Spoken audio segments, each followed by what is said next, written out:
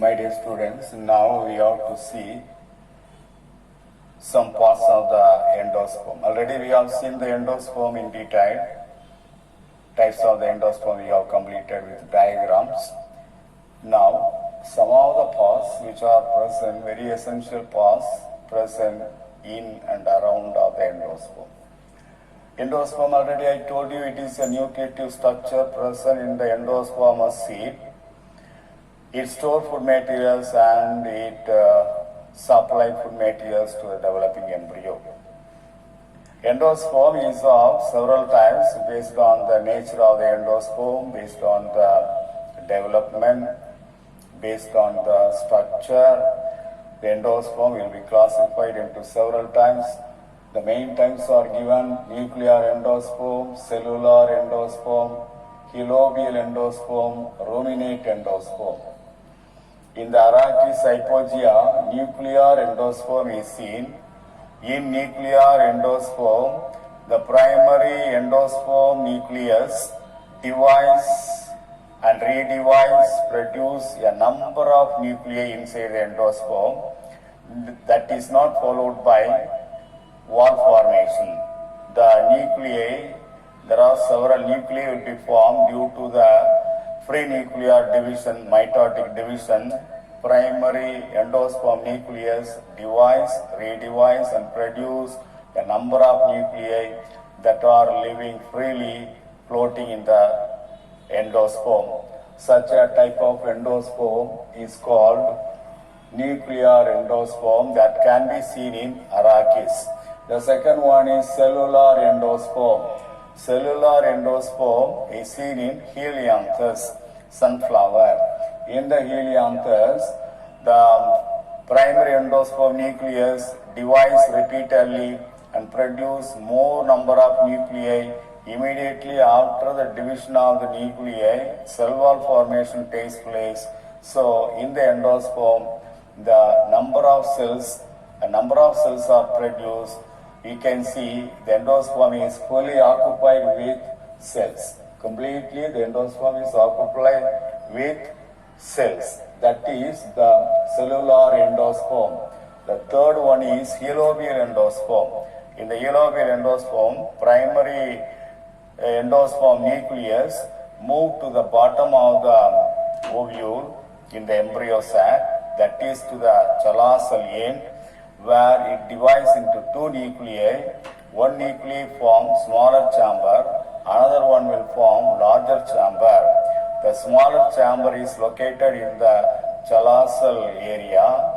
The larger chamber is located in the micropylar end. So the smaller area is called callosal chamber and the larger area is called micropylar chamber. So in the micropylar chamber, prenuclear division takes place, no wall formation. But in the callosal end, wall formation takes place to some extent. In the limited area only that will occupy, that is the helobial endosperm seen in paddy. Paddy is one of the examples given for helobial endosperm. The fourth one is ruminate endosperm.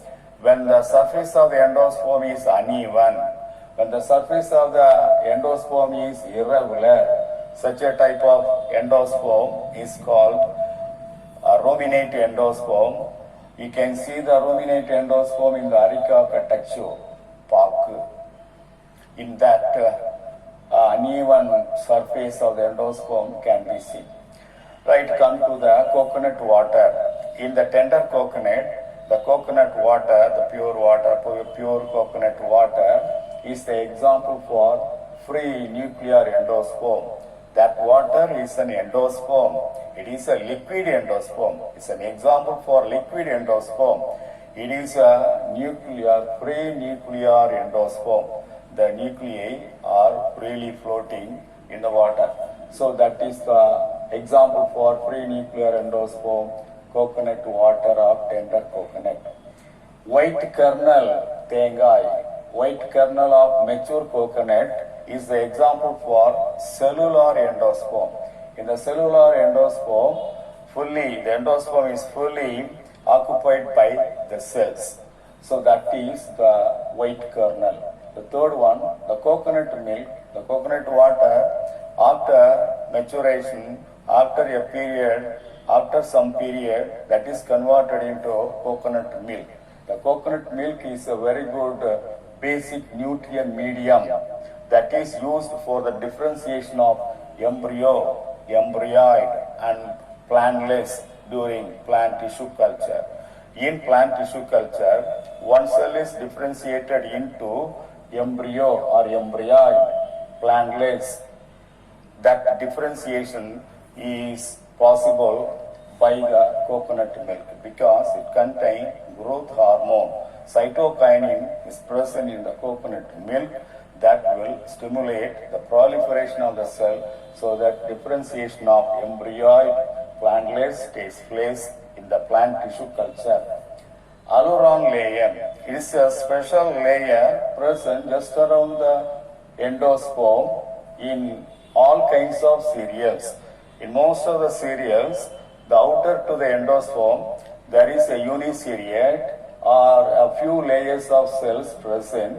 That is the hyaluron layer. For example, in the case of barley, in maize, we can see hyaluron layer just around the endosperm. The hyaluron layer will secrete some of the hydrolytic enzymes, amylases and proteases.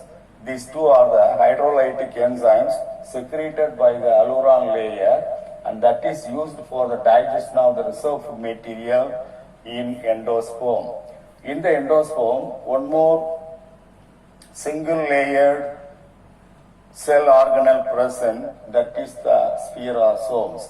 Spherosomes will synthesize lipids and store lipids, and this was discovered by Perner.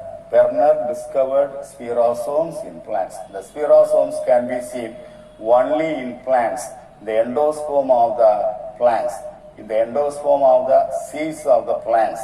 The spherosomes are single layered cellular organelle present in the endosperm. The main function of the spherosomes is to synthesize the lipids, and the lipids are stored in the spherosomes. In necessary conditions, this will supply the lipids for the developing areas. That is the function of the spherosomes. What are the functions of the endosperm? Already we have consulted, even though we will see once again. There are three main functions of the endosperm. And already I told you the endosperm is a nutritive structure which stores the food material and it supplies the food materials to the developing embryo. So first function is a nutritive tissue, so that it is a nutritive tissue present in the seed, in the endospermous seed. It stores food materials and it nourishes the developing embryo. It supplies the food materials to the developing embryo. Then it regulates the normal development of the embryo. These are all the functions of the endosperm, main functions of the endosperms given. That is about endosperm.